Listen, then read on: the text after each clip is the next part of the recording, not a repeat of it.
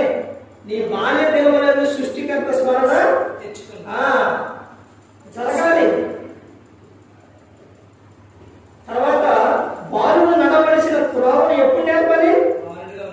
బాలుడుగా ఉన్న చిన్న వయసులో ఉన్నప్పుడు నేర్పినప్పుడు వృద్ధుడైనప్పుడు కూడా తొలగిపోడాడు.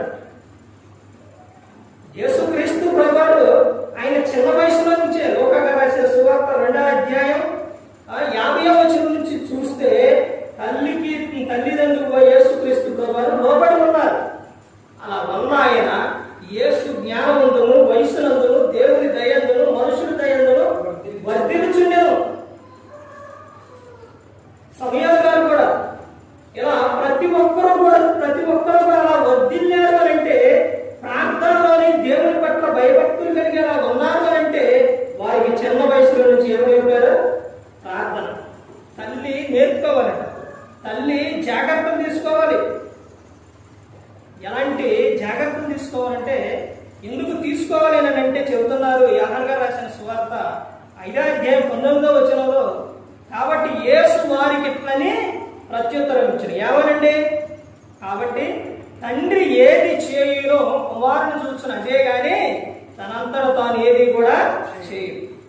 నువ్వు టీవీ పెట్టుకొని సినిమాలో సీరియల్లో చూస్తుంటే ఈ కుమారుడు కానీ కుమార్తె కానీ ప్రార్థన చేస్తారంటే, వాక్యం చదువుతారంటే, నీ నోటిలో నుంచి బూతు మాటలు వస్తుంటే నీ పిల్లల నోటిలో నుంచి కృతజ్ఞత వచనం వచ్చిందంటే రాదు. నువ్వు మోకరించి ప్రార్థన చేస్తే వాళ్ళు ఏం చేస్తారంటే నీ పక్కకు వచ్చి ప్రార్థన చేస్తారు. ఆ కుమార్తె అక్షయ తల్లి అలా పాట పాడుతుంటే తప్పట కొట్టింది అంటుంది. అంటే తల్లి ఏం చేస్తుంది? పాట పాడుతుంది కాబట్టి, అమ్మ పాడుతుంది కాబట్టి ఏం కూడా పాడుతుంది. అలాగే తల్లిదండ్రులు ఏదైతే కలిగి ఉంటారో, ఏదైతే చేస్తారో పిల్లలు కూడా అదే చిన్న వయసులో అలవాటైంది. అది యేసుక్రీస్తు ప్రభువు చెప్పారు. ఒకటి ప్రార్థన. యేసుక్రీస్తు ప్రభువు వేకువ జామునే లేచి ఆయన ప్రార్థన చేశారు. తర్వాత రేయి మొదటి జామున లేచి ప్రార్థన చేయాలి. అంశం ఏంటంటే, అందులోనే చెప్తాను, బయటే చెప్పను, వేరే దానికి వెళ్ళి వెళ్ళాలి. ప్రార్థన ఏ సమయాల్లో చేయాలి, ఎప్పుడు చేయాలంటే, ఇప్పుడు ఎన్ని విషయాలు చెప్పానంటే 2 విషయాలు చెప్పాను. ఒకటి వేకువ జామున లేచి చేయాలి, యేసుక్రీస్తు ప్రభువారు అలా చేశారు. తర్వాత రేయి మొదటి జామున లేచి ప్రార్థన చేయాలి.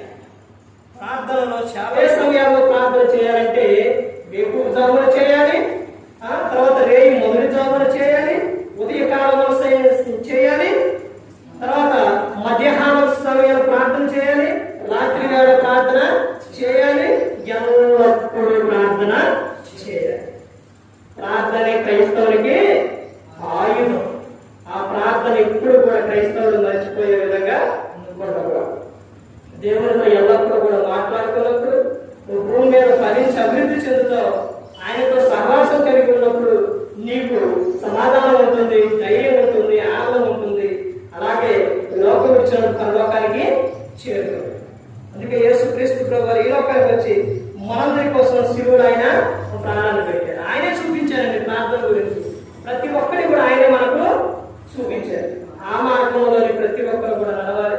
ప్రతి ఒక్కరు కూడా దేవుని భయభక్తులు కలిగి పరిశుద్ధాత్మ మాట వింటూ హృదయ శుద్ధిని కాపాడుకుంటూ క్రీస్తుతో నడుస్తున్నప్పుడు ఈ లోకం వచ్చిన పరలోకానికి చేరుకుంటుంది. మరి ఈ విధంగా పెట్టి మాట్లాడించిన తండ్రి అయిన దేవునికి కృతజ్ఞతాస్తుతులు చెల్లిస్తూ, ఎంతవరకు శ్రద్ధగా ఉన్న మీకు ప్రభు పేట నా హృదయపూర్వకంగా చెల్లిస్తూ మాట ముగిస్తున్న అందరికీ వందనాలు.